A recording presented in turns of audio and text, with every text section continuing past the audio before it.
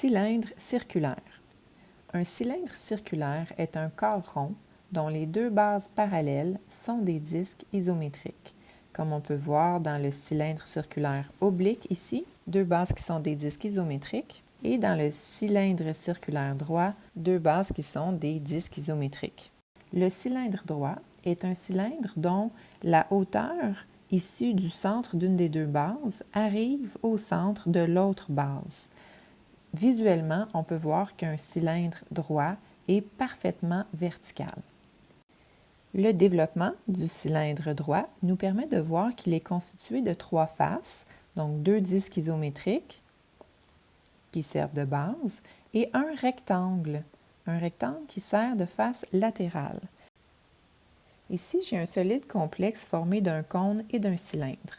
Le cône, on peut voir qu'il a une base circulaire, donc un disque, tandis que le cylindre a deux bases isométriques, qui sont des disques également.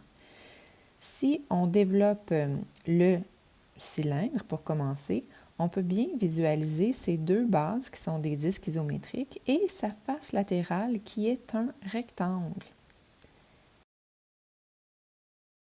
Il est important de noter que la longueur du rectangle formant la face latérale sera de la même mesure que la circonférence du disque formant la base. Regardons le cône.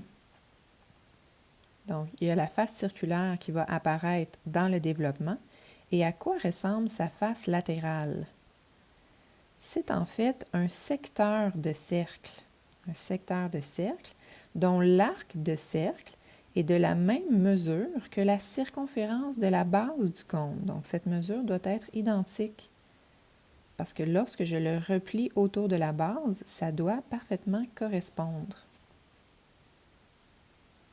La longueur de la circonférence est égale à la longueur de l'arc de cercle.